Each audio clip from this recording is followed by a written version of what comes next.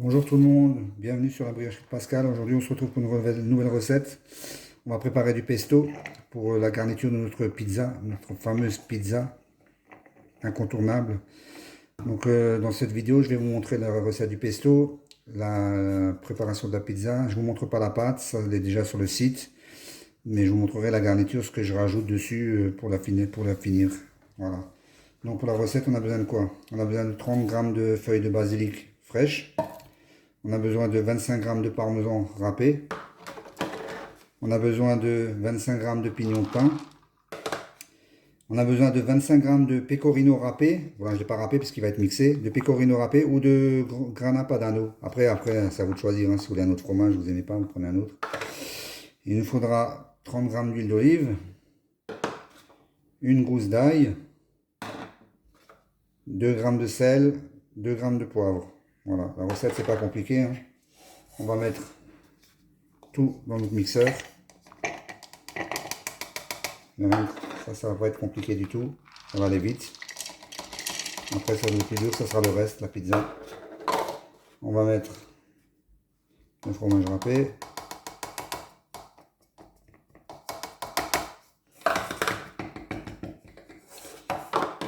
Le sel, le poivre. La gousse d'ail. On va y mettre nos feuilles de basilic.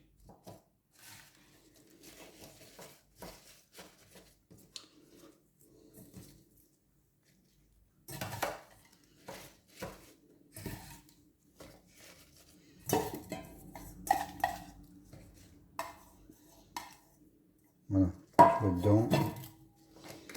Voilà, juste pour finir, je vais y mettre l'huile d'olive.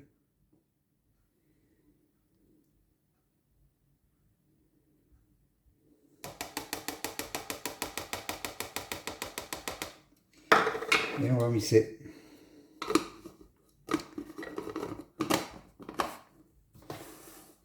Sur les oreilles.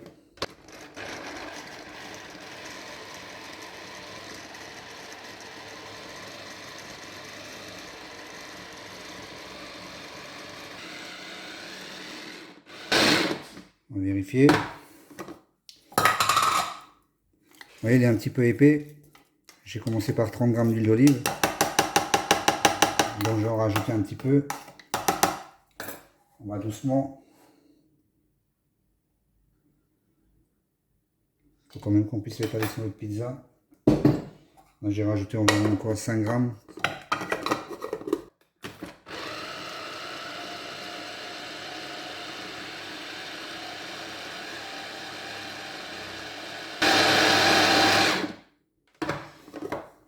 On vérifie.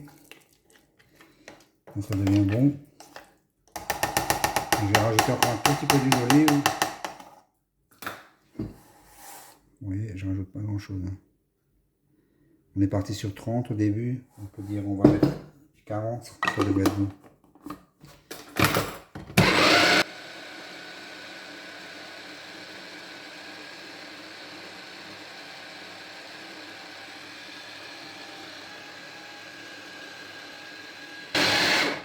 Bon.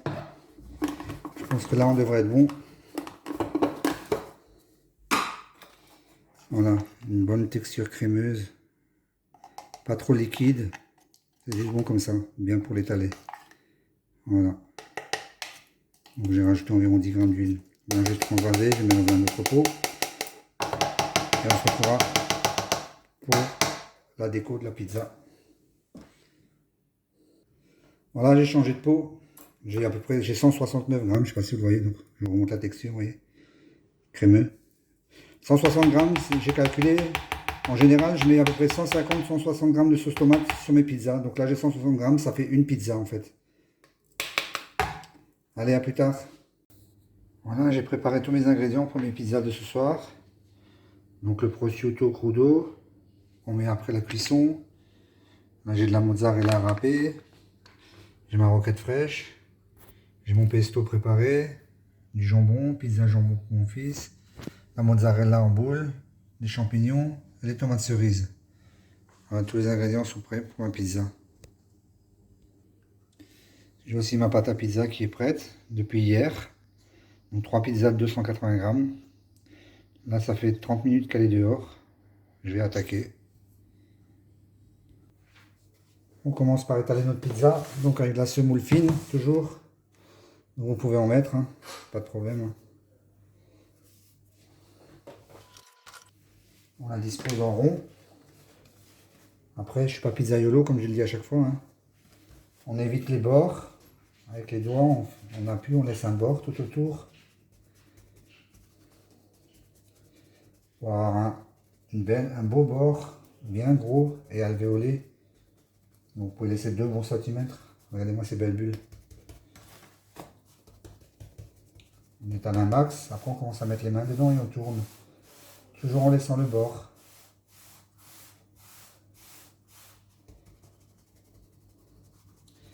On prend son temps, on n'est pas pizzaiolo.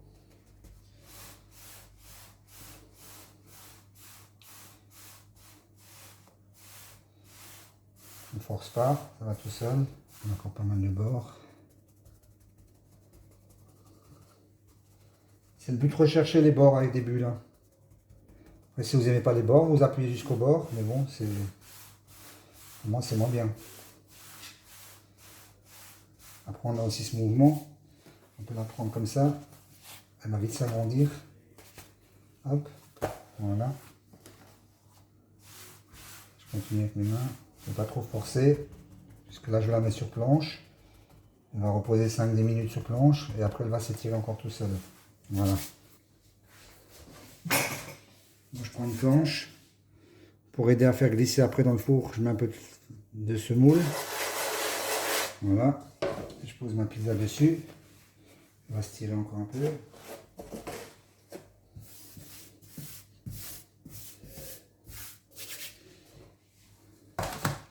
Voilà. On va la laisser 5 minutes. Elle va se détendre et on pourra la tirer un petit peu. Voilà. On n'est pas pizzaiolo, mais on se débrouille. La petite bulle là, il faut la laisser, il ne faut surtout pas l'éclater, hein. Allez, on se retrouve pour la suite tout à l'heure, pour le garnissage. Bon, on attaque le final de notre pizza au pesto. Donc on va mettre tout notre pesto, hein. On met tout ce qu'on a fait. Ni plus ni moins. J'ai dit que c'était pour une pizza. Je prends une cuillère, on tourne, on étale ça partout.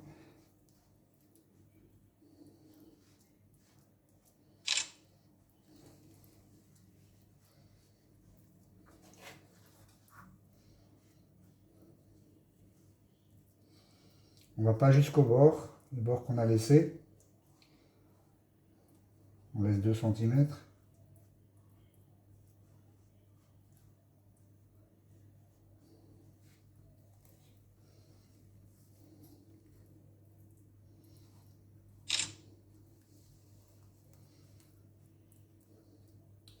Voilà.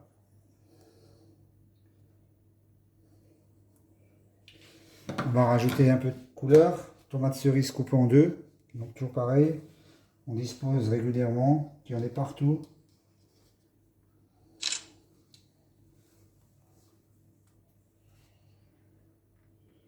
Je fais comme une horloge.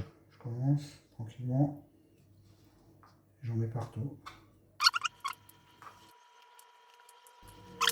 Ensuite, je mets mes morceaux de champignons.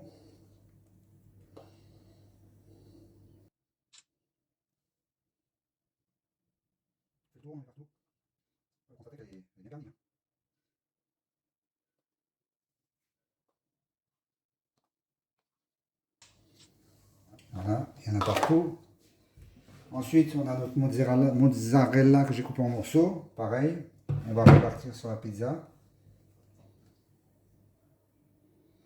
On va mettre un petit peu partout. Voilà, la mozzarella elle est dessus. Donc là, elle va partir en cuisson et après on va y rajouter, il va y encore à rajouter après la roquette, notre jambon, la roquette. Et là, je mets encore la mozzarella râpée légèrement, un petit peu.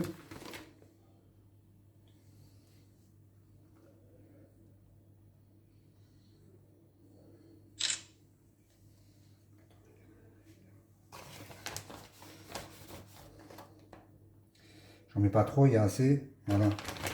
bien assez. Donc voilà, là elle est prête à partir au four. Donc je vous montre ça dans la suite de la vidéo. Bougez pas.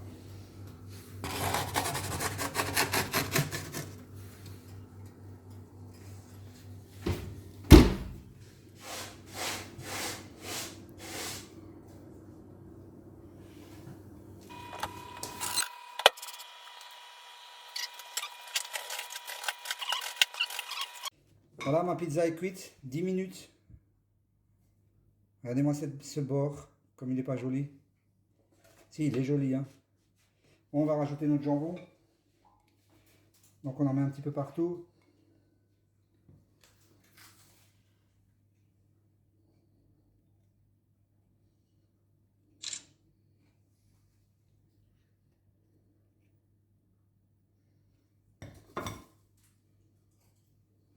Un petit morceau au milieu. Voilà, avec le jambon. Et maintenant on va rajouter la roquette pour finir.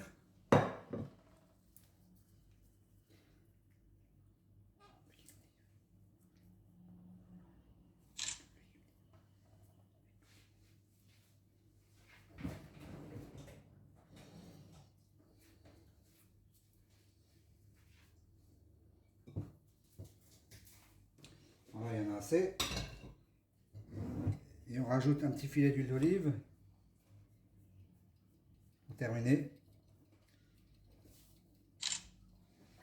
Voilà, la pizza au pesto est terminée. Il n'y a plus qu'à se régaler. Allez, bon appétit à vous.